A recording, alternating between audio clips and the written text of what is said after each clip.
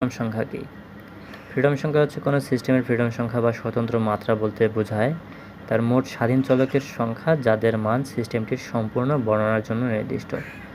আণবিক গতির ক্ষেত্রে এই স্বাধীন চলকগুলো হলো ওয়াই ও জেড অক্ষসমূহ। যেহেতু কোনো একটি পরমাণুর অবস্থান সঠিকভাবে বর্ণনা করার জন্য 3টি অক্ষের প্রয়োজন, তাই বলা যায় এদের স্বতন্ত্র মাত্রা হলো 3, অর্থাৎ এক্স ওয়াই জেড নাকি। এরপর দ্বিতীয় প্রশ্ন হচ্ছে পদার্থের স্থিতিশক্তি কী? কোনো পদার্থ তার নিজস্ব অবস্থানে থেকে যে শক্তি অর্জন করে থাকে তাকে স্থিতিশক্তি বলা হয়।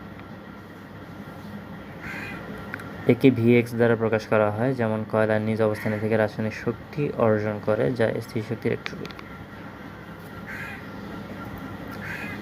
পরেরটা হচ্ছে খুব গুরুত্বপূর্ণ, শক্তির সমবিভাজন নীতি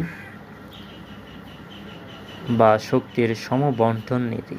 হ্যাঁ, অণুর মোট শক্তি সকল স্বাতন্ত্র্য মাত্রার মধ্যে সমভাবে বিভক্ত হওয়ার নীতিকে শক্তির সমবণ্টন নীতি বলা হয়। স্বাতন্ত্র্য মাত্রা আমরা পাইলাম কয়টা?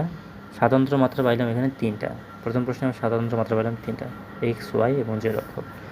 তো এই যে এক্স ওয়াই জেড অক্ষ, এখানে স্বাতন্ত্র্য মাত্রা হচ্ছে 3টা। একটা হচ্ছে তোমার আবর্তন মাত্রা, একটা হচ্ছে কম্পন, আর অপরটা হচ্ছে স্থানান্তর স্বাতন্ত্র মাত্রা। হ্যাঁ, এই 3টা হচ্ছে স্বাতন্ত্র মাত্রা। এখানে অণুর মোট শক্তিটা আছে, এই 3টাতে যখন সমানভাবে বণ্টন হবে তখন সেটাই হচ্ছে শক্তির সমবিভাজন নীতি। এরপর আসি ত্রৈধবিন্দু কী? ত্রৈধবিন্দু কী? যে বিন্দুতে কঠিন, তরল ও গ্যাস এই 3টি দশায় বিদ্যমান ও পরস্পরের সাথে সাম্যাবস্থায় বিরাজ করে সে বিন্দুকে ত্রৈধবিন্দু বলা হয়। অর্থাৎ কঠিন অর্থাৎ বরফ হবে, তরল মানে পানি, আর গ্যাস যেটা এখন বাষ্প আকারে উড়ে যাবে, এই 3টা অবস্থায় যখন একই তাপমাত্রায় বা একই দশায় বিদ্যমান থাকবে, হ্যাঁ, তখন সেটাই হচ্ছে পানির ত্রৈধবিন্দু। লাস্ট আরেকটা কোশ্চেন, সেটা হচ্ছে গতীয় স্বাতন্ত্র মাত্রা কী? যে কোনো গতির স্থানান্তর, আবর্তন বা কম্পন বিভিন্ন উপায়ে মোট থাকে। অণুর সামগ্রিক শক্তি এই উপায়গুলোর মধ্যে বণ্টিত হতে পারে।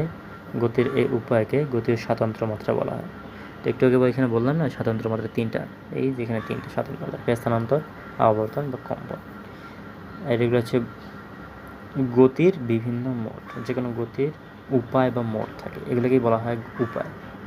স্থানান্তর করে, ঘুরে, আবার কম্পন করে, সেটাই হচ্ছে কি স্বাতন্ত্র মাত্রা। এই অণুর সামগ্রিক শক্তি এই উপায়গুলোর মধ্যে বণ্টিত হতে পারে। গতির এই উপায়কে গতীয় স্বাতন্ত্র মাত্রা বলা হয়।